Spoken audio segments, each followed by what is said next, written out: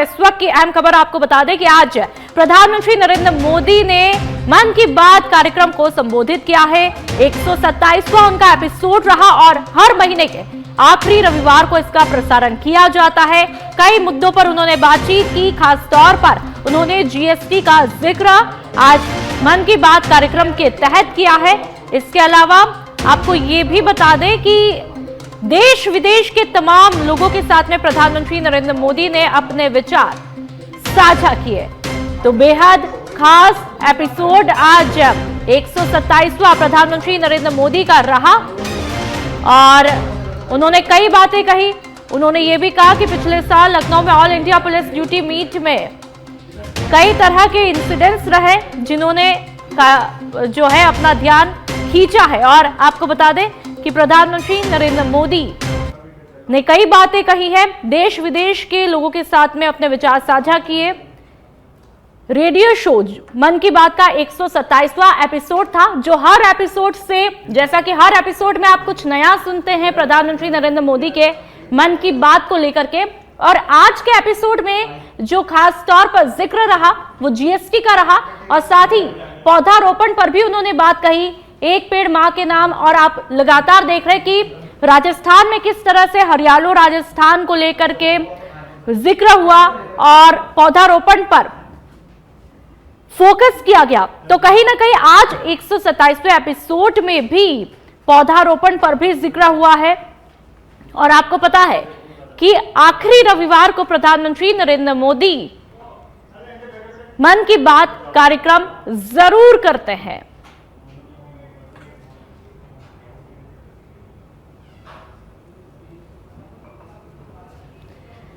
तो प्रधानमंत्री नरेंद्र मोदी ने आज भी मन की बात कार्यक्रम में अपने ही अंदाज में लोगों से अपने विचार साझा किए। प्रधानमंत्री नरेंद्र मोदी के मन की बात मुख्यमंत्री भजनलाल शर्मा ने सुनी और एसएमएस स्टेडियम में मन की बात कार्यक्रम को बड़े ही गंभीरता के साथ में उन्होंने सुना। बीजेपी अध्यक्ष मदन राठौड़ भी इस दौरान मौजूद रहते हैं।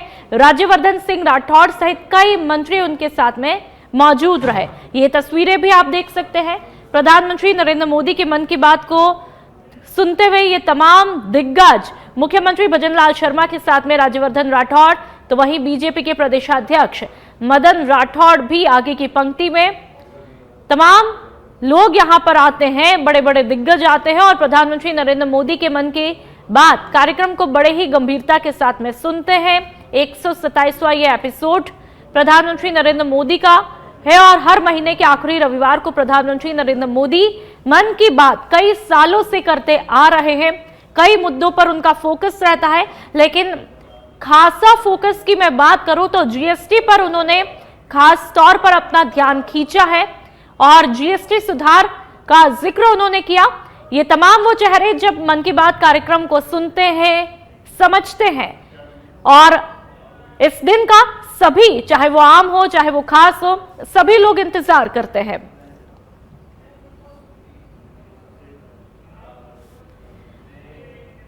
यूनिटी मार्च कार्यशाला का आयोजन आज हुआ है। मुख्यमंत्री भजनलाल शर्मा ने इस कार्यक्रम को संबोधित किया। जयपुर के सवाई मानसिंह स्टेडियम में आयोजन किया जाता है।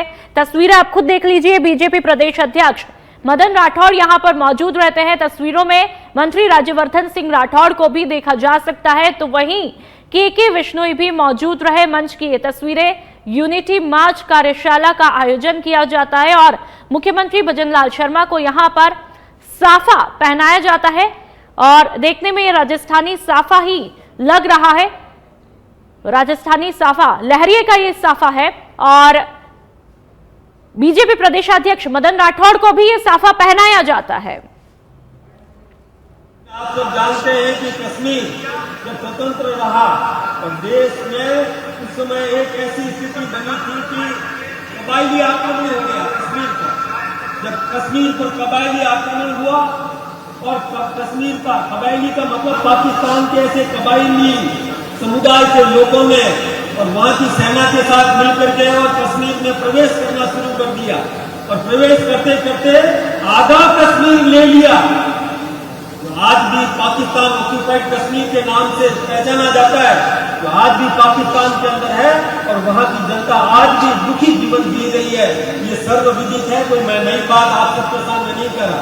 ये आप सब इस बात को भली भांति जानते हैं कि एक वो जो उस समय जो कूटनीतिक विफलता थी, लेकिन सरदार वल्लभ भाई पटेल ने तत्काल शेष कश्मीर को बचा लिया, तत्काल नेहरू जी को मजबूर किया और अपनी सेना को लेकर के, जिसमें मैं सोचता हूं कि हमारे और संगठनों ने भी सहयोग किया और वहां जाकर के कबायलियों का युद्ध से मुकाबला। सरदार वल्लभ भाई पटेल उन लोगों में से थे जिन्होंने इस देश के लिए अपना सब कुछ लगा दिया और उन्होंने देश की आजादी से लेकर के देश की एकीकरण तक के लिए काम किया। आज के दिन हम लोग उस महान आत्मा को याद कर रहे हैं जिन्होंने बिखरे हुए भारत को एक सूत्र में पिरोया और दृढ़ इच्छा शक्ति से राष्ट्र पुनर्निर्माण किया। आज भारत के लोकपुरुष, राष्ट्र निर्माता, एकता के अजय योद्धा सरदार वल्लभ भाई पटेल की 150वीं जयंती की पूर्व कार्यशाला में हम सभी यहाँ एकत्रित हुए हैं।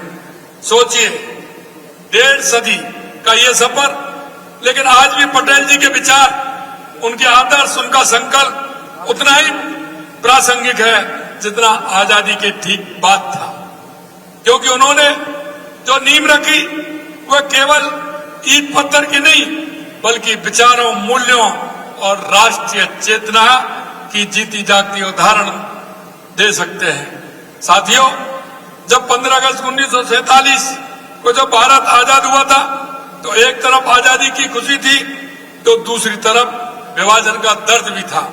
एक तरफ राष्ट्र का सपना था तो दूसरी तरफ 560 से अधिक रियासतों का अनिश्चित भविष्य। और अब जयपुर के चौमू से खबर। उप मुख्यमंत्री दिया कुमारी और प्रेमचंद बैरवा ने आज चौमू स्थित बीजेपी कार्यालय में पार्टी पदाधिकारियों और कार्यकर्ताओं के साथ में प्रधानमंत्री नरेंद्र मोदी के मन की बात कार्यक्रम के 127वें संस्करण को लाइव सुना। उप मुख्यमंत्री दिया कुमारी ने कहा कि प्रधानमंत्री के विचार हम सभी के लिए प्रेरणा स्रोत है और उनसे नवीन ऊर्जा और राष्ट्रीय सेवा के प्रति समर्पण की भावना को बल भी मिलता है। इस मौके पर उप मुख्यमंत्री प्रेमचंद बैरवा ने भी अपने विचार रखे। इस दौरान पूर्व विधायक रामलाल शर्मा समेत कई अन्य लोग भी मौजूद रहे। तो तस्वीरें आप देख लीजिए। प्रधानमंत्री नरेंद्र मोदी के मन की बात कार्यक्रम को हर आम से लेकर के खास शख्स ने सुना है।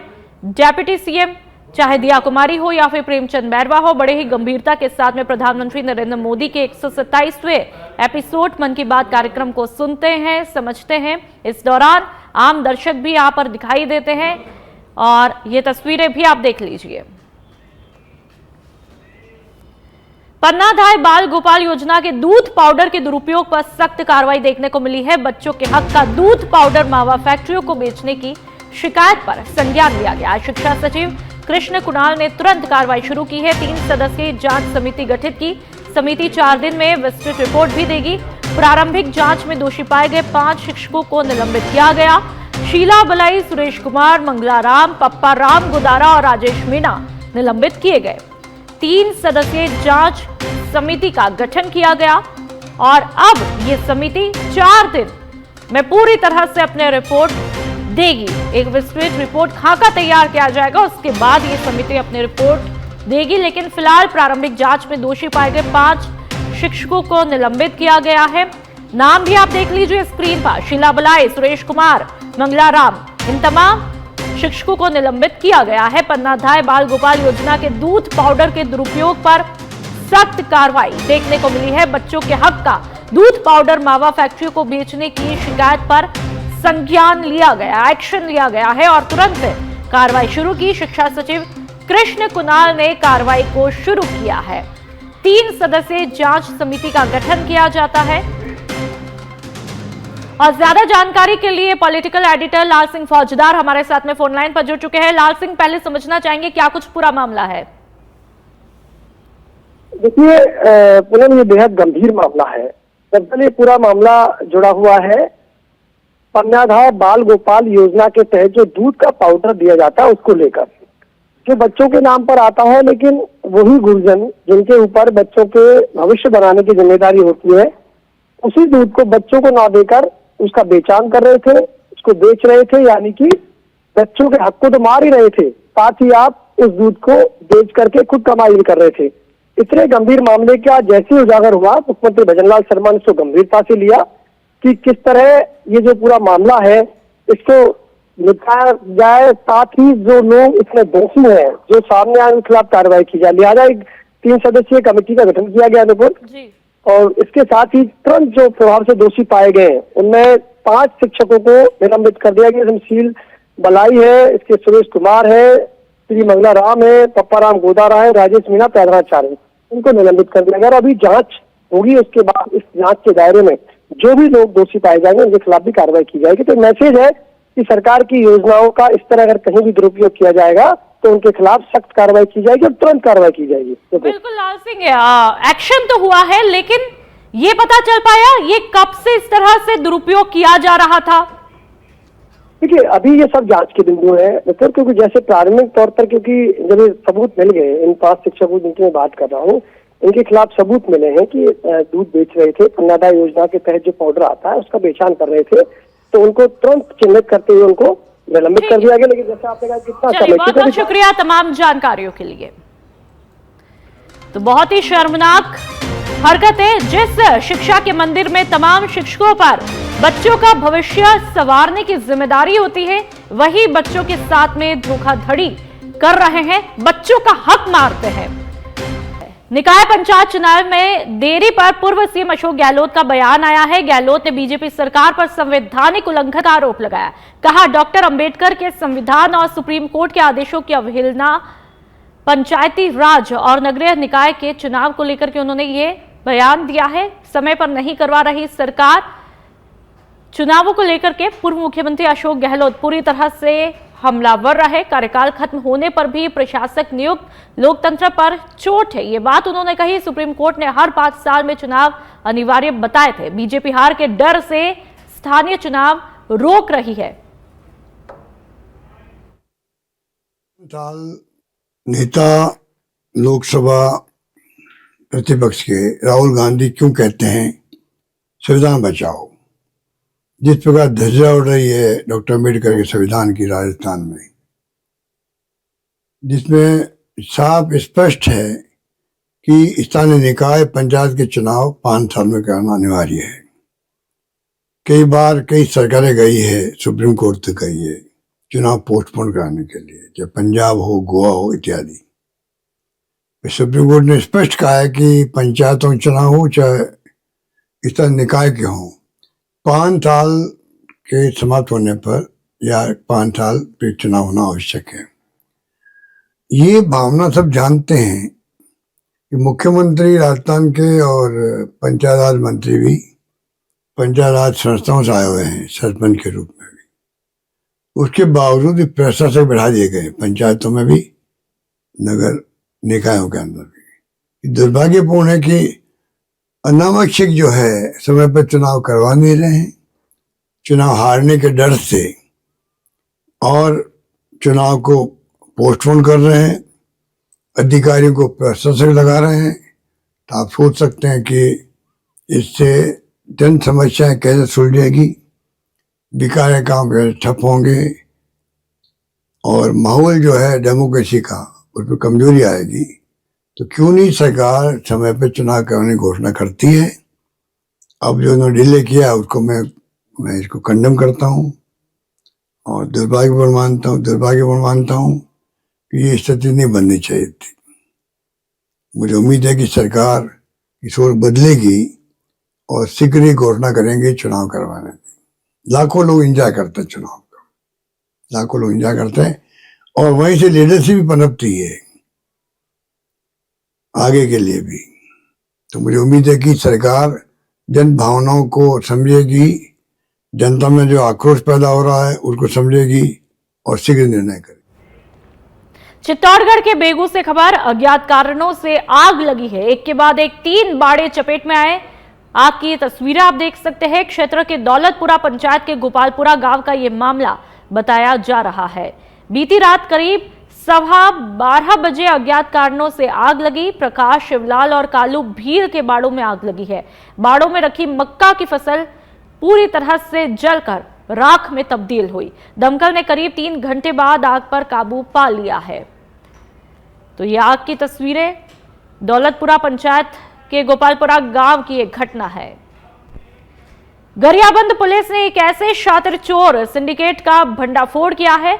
इस गिरोह का सरगना दिन के उजाले में झोला छाप डॉक्टर बनकर इलाज के बहाने घरों की रेकी करता था और रात के अंधेरे में उन्हीं घरों को किराए के चोरों के माध्यम से साफ करवा देता था। एसपी निखिल राखेचा ने प्रेस कॉन्फ्रेंस में सनसनीखेज मामले का खुलासा करते हुए बताया कि पुलिस ने इस गिरोह के 6 सदस्यों को धर दबोचा है, जिनमें पति पत्नी और पिता बेटे की जोड़ियां भी शामिल है। थाना अमलीपदर और थाना देवगढ़ क्षेत्र में जो सक्रिय चोरी का गिरोह था, एक अंतर्राज्यीय गिरोह को पकड़ने में गरियाबंद पुलिस को एक अच्छी सफलता मिली है। इसमें कुल 6 आरोपियों को गिरफ्तार किया गया है। मामला जो शुरू हुआ था अमलीपदर थाना क्षेत्र में मोबाइल दुकान को दिवाली से पहले मोबाइल दुकान में चोरी की गई थी। उसमें 70 से अधिक मोबाइल चोरी किए गए थे। इसी क्रम में पिछले 3-4 माह में थाना देवगढ़ क्षेत्र में सोना चांदी की भी चोरी हुई थी। तो इसी पूरे मामले में पुलिस विवेचना कर रही थी। इसी में एक अंतर्राज्यीय गिरोह जो उड़ीसा के बाड़मेर जिले की भाड़खा जस्तानियों की ढाणी में सुबह दर्दनाक हादसा हुआ है। भीषण आग लगने से 2 लोगों की मौत हुई है। 19 साल के अरुण और 12 साल के राजूराम की जिंदा जलने से मौत हुई है। जसराज नाम का व्यक्ति गंभीर रूप से घायल हुआ। बाड़मेर जिले के भाड़खा जस्तानियों की ढाणी में रविवार अल सुबह एक दर्दनाक हादसे ने सभी को झकझोर के रख दिया। एक ढाणी में अचानक भीषण आग लगती है, जिसमें 2 लोग अरुण और राजूराम की जिंदा जलने से मौत हो जाती है, जबकि जसराज गंभीर रूप से घायल हुआ। जानकारी के मुताबिक देवीलाल रात को अपने भाई के घर गए थे। उनके बेटे जसराज अपने चचेरे भाइयों अरुण और राजूराम घर के कमरे में सो रहे थे। सुबह करीब 5 बजे अचानक आग भड़क उठी और देखते ही देखते पूरे कमरे को अपने लपेट में लिया। आग की लपटें देखकर ग्रामीण और परिवारजन वहां पर दौड़ते हैं, लेकिन तब तक देर हो चुकी होती है। सूचना पर पहुंची फायर ब्रिगेड ने आग बुझाने की कोशिश भी की, लेकिन अरुण और राजूराम की मौके पर ही मौत हो गई। गंभीर रूप से झुलसे जसराज को तुरंत बाड़मेर हॉस्पिटल ले जाया गया, जहां पर प्राथमिक उपचार के बाद में उनकी गंभीर हालत को देखते हुए जोधपुर रेफर किया।